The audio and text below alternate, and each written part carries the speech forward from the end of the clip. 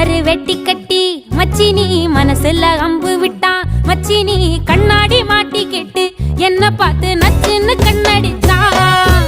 சுந்தமா புத்தி இல்ல மச்சானே, சொல்றதும் கேட்பதில்ல மச்சானே.